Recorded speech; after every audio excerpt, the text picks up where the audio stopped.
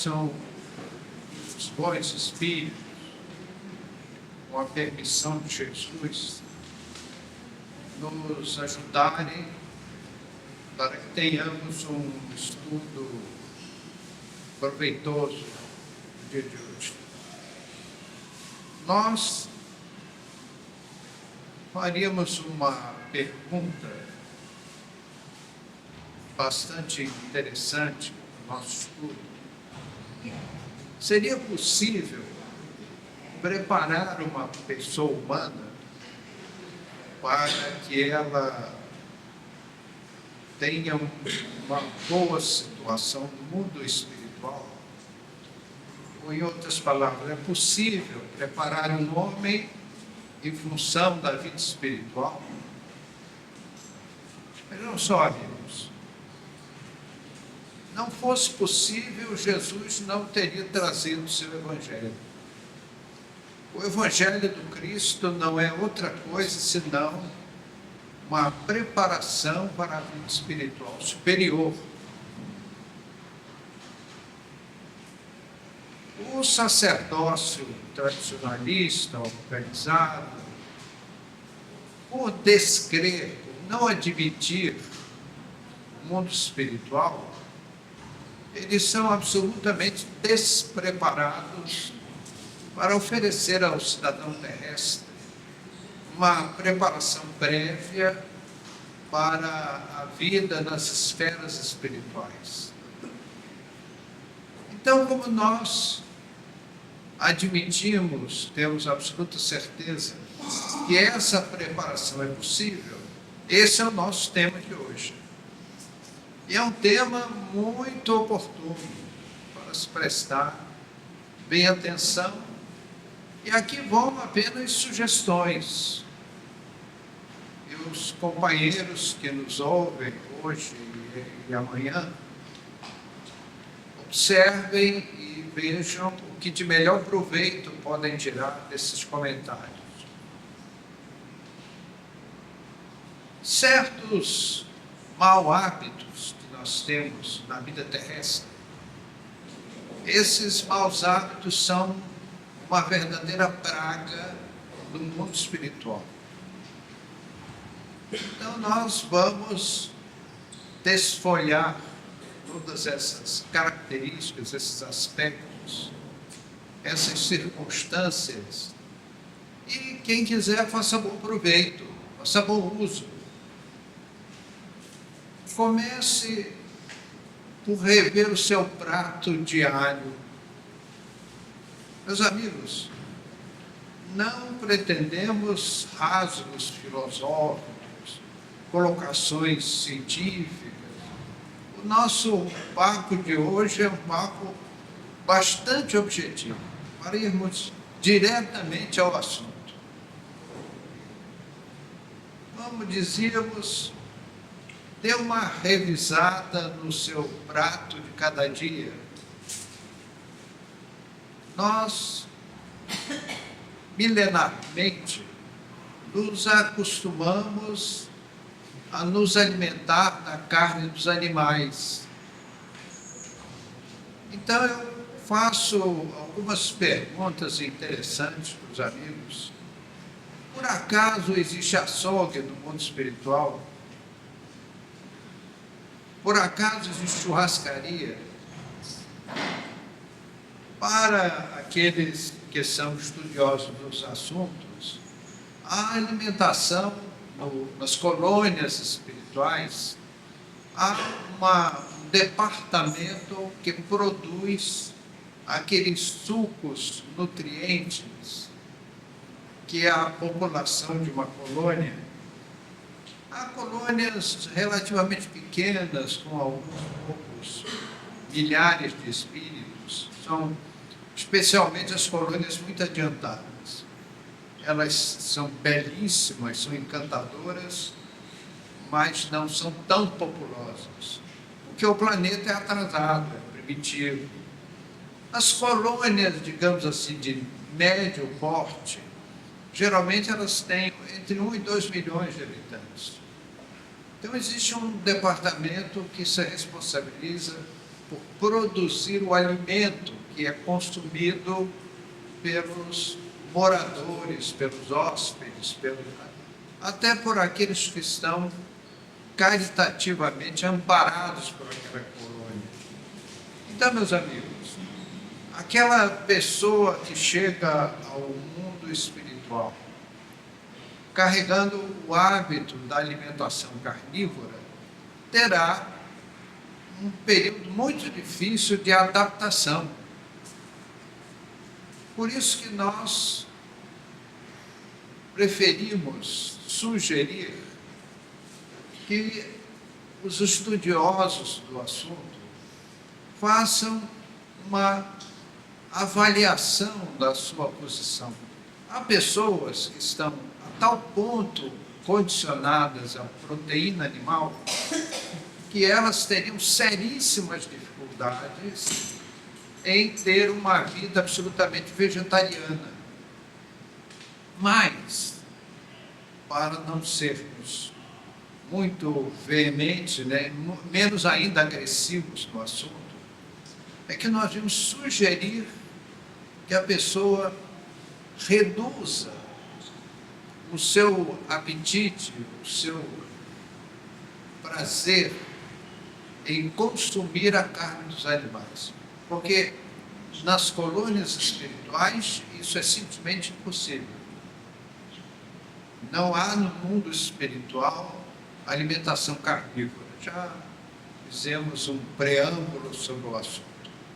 Então, se você quer estar no mundo espiritual tranquilo, ou ainda vivendo na Terra, se adaptar às regras das colônias espirituais, de onde chegaram todos os companheiros que eu tenho o prazer de olhar nesse momento, e para lá voltarão, porque são hóspedes no momento do planeta terrestre, na carne humana. Então, meus amigos, quando nós nos alimentamos da carne dos animais, nós não estamos muito distantes daqueles silvícolas que se alimentavam, creio, né? Se alimentavam no passado, de carne humana. Até já ouvi dizer que o último canibal que tinha aqui no nosso bairro, nós comemos, não foi? Não tem mais, porque ele foi comido. Será que ainda existem tribos canibais nas regiões remotas do nosso globo? Eu não tenho certeza. Mas a alimentação zoofágica, ela não está muito distante da antropofagia. Então, nós ficamos assim, imitando os tamoios, os guaianazes, os tapuias, os abemorés, que se devoravam uns aos outros naqueles idos do Brasil silvícola, antes do seu Pedro Álvares Cabral chegar com as suas galeras aqui na nossa terra brasileira. Então, esse é um primeiro ponto para nós fazermos uma reflexão. Meus queridos amigos, vocês querem ver uma coisa? Quem é vegetariano? Carnado? Meu bem, eu vou pedir desculpas. A nossa exposição não comporta responder perguntas e respostas. Desculpe, viu? Tudo bem. Então, nós precisamos meditar sobre o assunto. Há alguns estudiosos da matéria que aconselham o seguinte: para você se adaptar, fazer isso suavemente. Passe a usar menos a alimentação carnívora, a carne dos animais.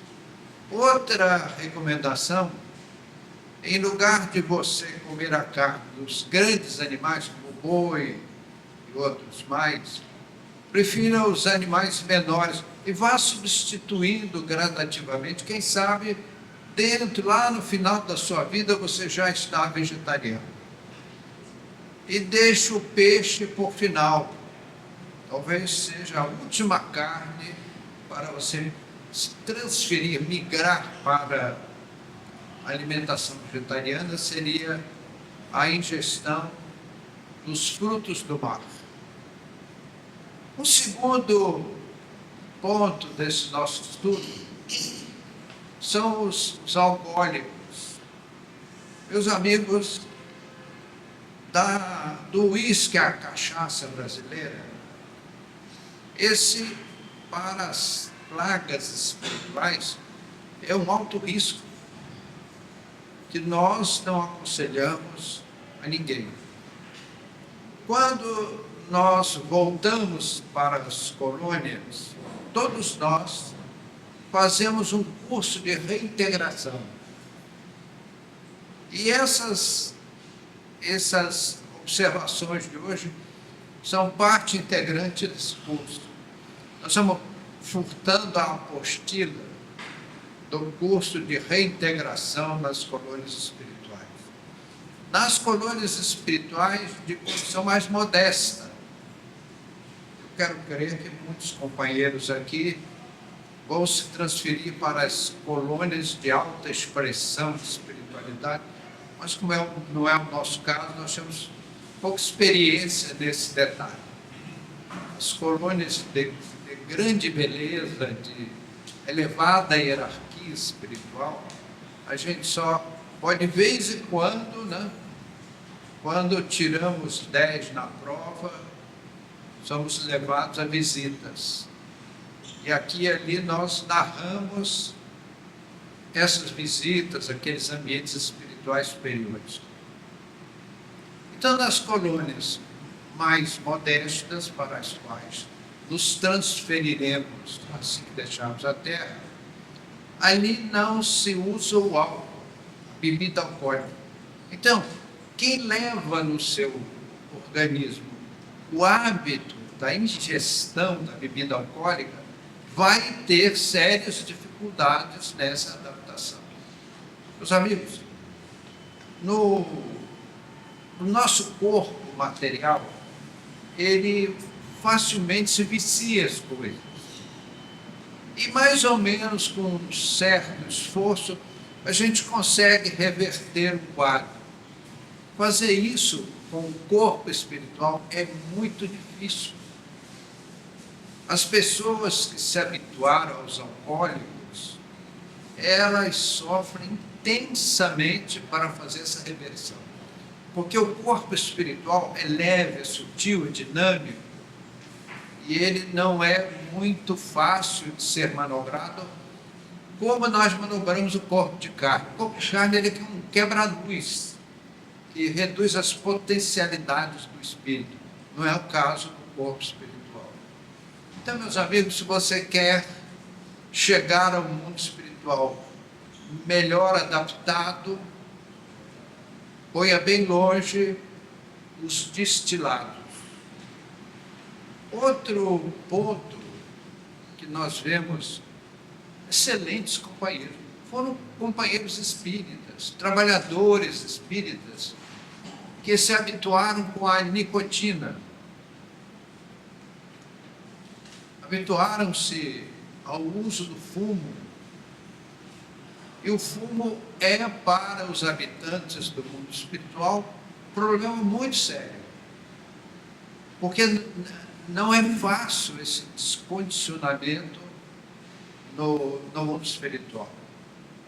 Para os cultores da nicotina, um pouquinho de cultura inútil não atrapalha em nada, né? Quando o fumo começou a se alastrar no mundo, em Portugal havia um embaixador francês que ele sofria de problemas pulmonares. E o fumo chegou à Europa como terapêutico. Então era assim, recomendado pelos experts como um recurso para tratamento de saúde. E esse embaixador francês em Lisboa chamava-se Jean Nicot. E ele foi experimentar o tabaco como um tratamento de saúde e morreu do tratamento. Ele sofria de uma asma muito grave, alarmante, e aquela asfixia da fumaça do cigarro, do fumo, acabou liquidando com a sua vida. E os médicos encontraram na corrente sanguínea do Sr. Jean Nicot um produto químico que foi a causa mortis. Em homenagem ao Sr. Jean Nicot, eles deram o nome de nicotina a esse produto químico que matou o embaixador. Não serve para nada, mas é engraçadinho, né? Isso é para o comentário ficar mais leve. Além do fumo, nós temos aí numa situação muito mais grave os narcóticos. É a cocaína, é a maconha, é o crack, é o êxtase, os barbitúricos e outros elementos. Aí sim, meus amigos, jamais se renda a essa prática. Para o mundo espiritual é uma situação extremamente grave, em que o paciente tem que ser tratado a longo prazo e o tratamento muito difícil. Nós olhamos esses filmes, essas aventuras policiais na Cracolândia, e olhamos aquele conjunto, aquela massa humana ligada ao crack, que é o flagelo da atualidade. Isso nos causa uma piedade infinita. Nós temos uma pena enorme do usuário de drogas. Eles não fazem ideia em que buraco estão se metendo. Porque esses elementos causam lesões às fibras sutis do corpo espiritual e como reflexo ao corpo material. E é comum esses espíritos serem expulsos do corpo carnal pelo uso abusivo de elementos tóxicos, estupefacientes, perturbadores. E esses irmãos nossos chegam ao mundo espiritual como suicidas inconscientes. E a situação do suicida no mundo espiritual, meus queridos companheiros, é o quadro mais dantesco que alguém pode observar. Nós já fizemos uma palestra aqui que tem como título em que falamos sobre o suicídio. Quem não assistiu, reassista esta palestra sobre suicídio. Nós fazemos uma excursão sobre essa situação. O tema é longo. Então, meus amigos, o uso de drogas causa à saúde humana, especialmente à saúde espiritual, danos muito, muito graves.